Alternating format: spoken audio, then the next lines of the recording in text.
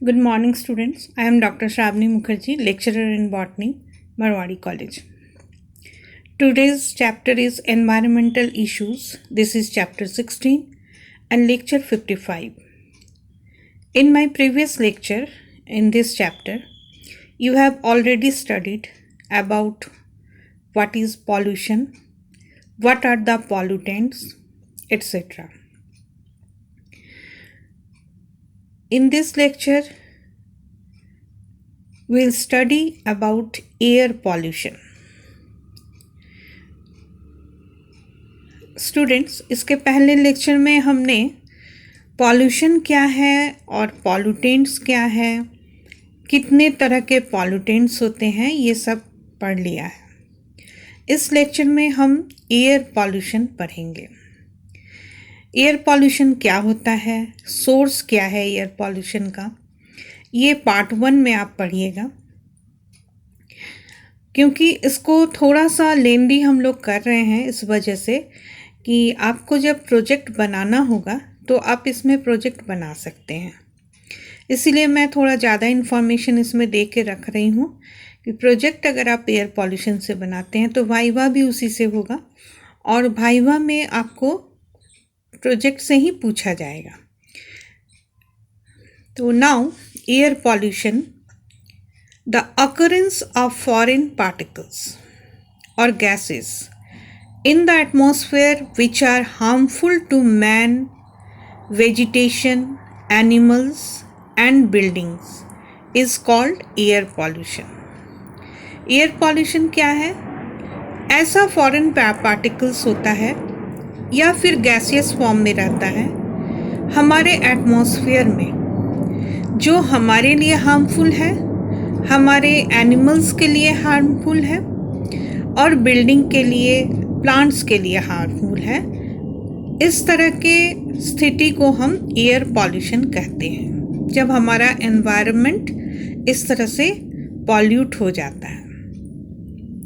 Now the sources of air pollution. Air pollution results from gaseous emissions, mainly from industries, thermal power station, automobiles, domestic combustions, etc. Major air pollutants.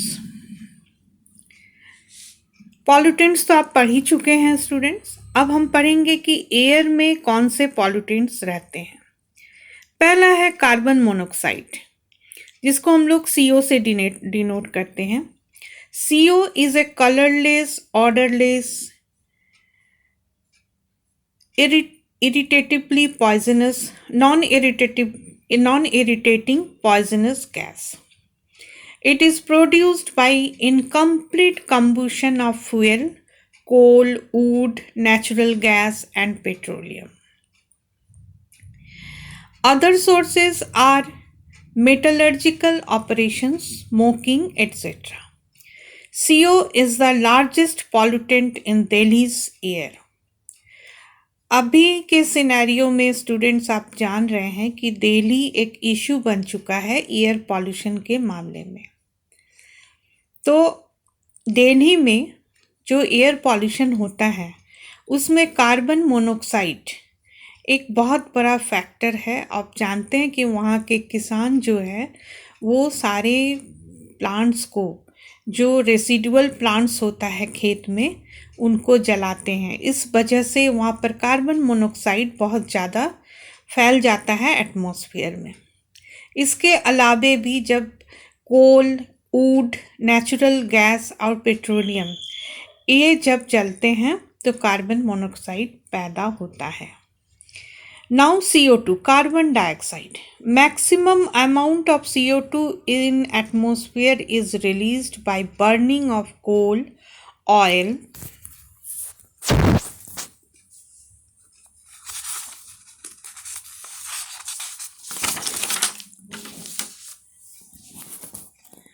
etc.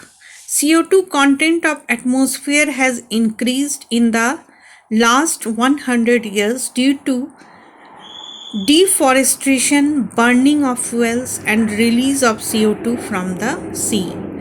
तो students आप जानते हैं कि CO2 carbon dioxide हम भी निकालते हैं और दूसरे ज्वलनशील पदार्थों से भी CO2 निकलता है। ये CO2 का बैलेंस हमारे एटमॉस्फेयर में प्लांट करते हैं। अगर हम प्लांट को ही ना रहने दें, डिफॉरेस्टेशन हो जाए, तो CO2 का परसेंटेज एटमॉस्फेयर में बढ़ता ही जाएगा। Number 3 is nitrogenous oxides. NO, N2O, NO2, N2O4, N2O5 are nitrogenous oxides. NO is responsible for several photochemical reactions in the atmosphere, which forms PAN, O3, ozone, carbonyl compounds, etc. About 33,000 tons of NO added to Delhi's air annually. Number 4 is sulfur dioxide, SO2. The major source of SO2 emission are burning of fuels in thermal power plants, the presence of increasing concentration of H2SO4 vapor form, acid rain 60 to 70% due to SO2 and SO3, and 30 to 40% by NO2 and NO3. The main sources of oxides of sulfur are volcanoes, industries, vehicles, and forest fire. SO2 form 18% of total air pollutant. तो sulphur dioxide gas जो होता है students, ये आप जानते हैं कि बहुत ख़तरनाक होता है, और ये कब निकलते हैं? जब फ्यूल का बर्निंग होता है थर्मल पावर प्लांट्स में। इसी वजह से एसिड रेन भी बनता है। एसिड रेन जिसके चलते अच्छे अच्छे जो हमारे बिल्डिंग्स हैं वो बर्बाद हो रहे हैं, जिसमें आपका 60 to 70% SO2 और SO3 रहता है, एंड 30 to 40% NO2 रहता है। ठीक है।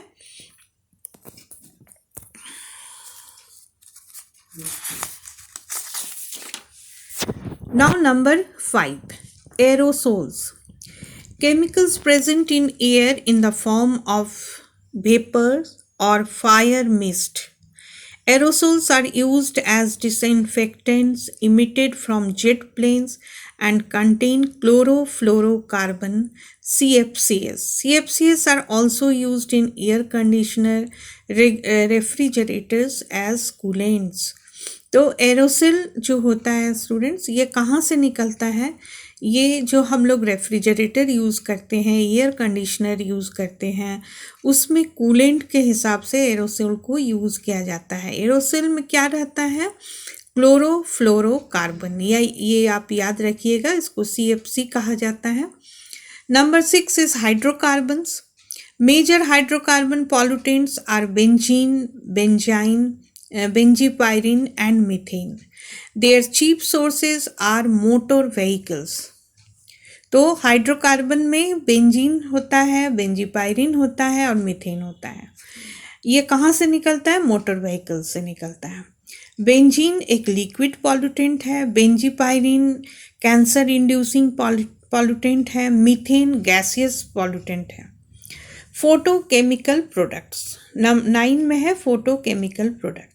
Photochemical products are olefin, aldehyde, ozone, PAN, PBN, and smoke. They form as secondary pollutants in atmosphere. तो फोटोकेमिकल प्रोडक्ट्स में आता है आपका ओलिफिन, एल्डिहाइड, ओजोन। ओजोन आप सबको ही जानते हैं, पैन, PBN, PB2N, ये सारे सेकेंडरी पॉल्यूटेंट्स होते हैं। आपका इस लेक्चर के पहले वाले लेक्चर में आप देखेंगे स्टूडेंट्स कि प्राइमरी पॉल्यूटेंट्स क्या होता है, सेकेंडरी पॉल्यूटेंट्स क्या होता है। Number 10, particulate matter, non gaseous matter in the atmosphere are called particulate matter. Their sources are fuel combustion and industrial operations.